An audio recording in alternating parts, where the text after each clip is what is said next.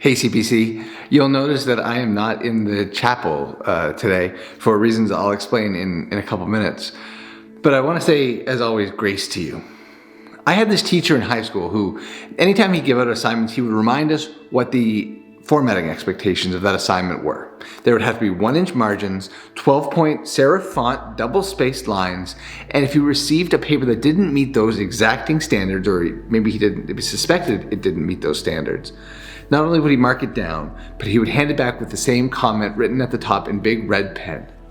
No space science. Now, he wasn't trying to discourage us from pursuing our burgeoning careers in astrophysics, I guess, but he wanted us to understand this idea, that how you arrange your words are almost as important as what those words are. This is one of the big challenges for the church as it faces down a secular age and as it relaunches at the end of COVID. This season that we're coming into, this season of rebooting that we've been in, is going to have to continue, and it's going to have to sort of take its next turn in the next little while. But I want you to remember that our buildings are designed to tell a story. For us as a congregation of the Presbyterian Church in Canada, there's an entire committee of architects who come together from across the country and examine all the plans the church has when they want to do a building process. And one of their criterias for approving a building is, does this space tell the story of Jesus? Does this space fulfill the mission of the church in this community? When I was in Saskatchewan, one of the first things that we had to do was go to a couple towns over, and close down a church that was struggling to actually reach out to its community. And it was an aging town, it was a small town, and they had built the sanctuary on the second floor of their church. There was no elevator or lift, and they couldn't understand why people didn't want to walk to church. Walk up 3 flights of stairs to get to the church. Does our space meet the story of Jesus? I mean, this week, even right now, part of the reason I'm down here is because the church is absolutely buzzing this week with people coming in and going out as we transform this space for a few days into a collection depot for Operation Christmas Child.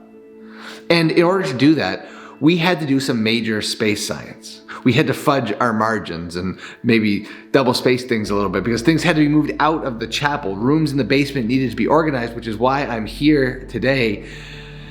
And storage just needed to be arranged, because that's part of how churches do things, is when there's space accumulates stuff.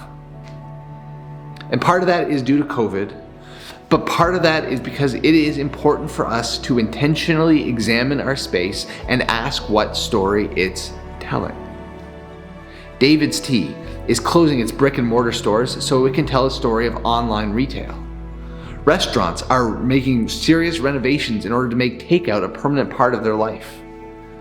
Nonprofits across Canada are looking into creative space sharing agreements. And churches are being forced to ask, for the first time in a long time, what story is our space telling, and how effective are we being at telling that story? In medieval England, there was a law that was passed by Parliament that said that every church needed to have a bell tower.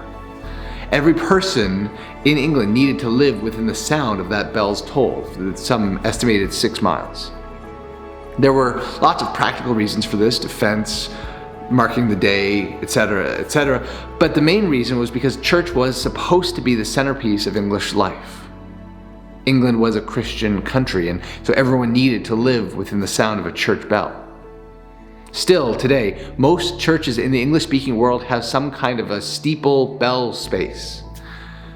But churches rarely ring their bells. Why?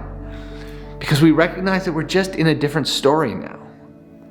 Niagara Falls has left its Christian identity behind, and we've recognized that it would tell an unneighborly story to make loud noise every Sunday morning at 9:45. We're doing space science all the time. And so as we come to the end of the church's calendar year and as Advent arrives, we're invited to reflect on what it means for God to step into our space. We're invited to do a kind of space science that my teacher would have hated. And it's an opportunity to think about the space that we are in. That's the next phase of our big reboot project. And I can't wait to explore the space here at CPC with you, which is why I'm here. This is going to be our new media room, and we're going to be using the space to make all kinds of videos.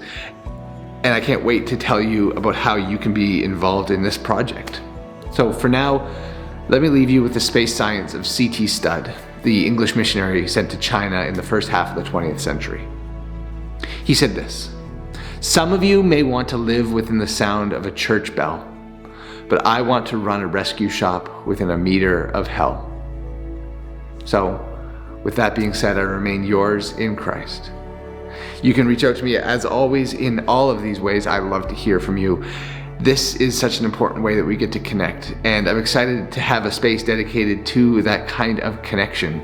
Remember that connection is one of our cornerstones here at the church, and so please never hesitate to reach out to me or the office in any way that we can be of service to you as you continue to be in service to Christ. So for now, take care of yourselves, and we'll talk to you soon. Bye.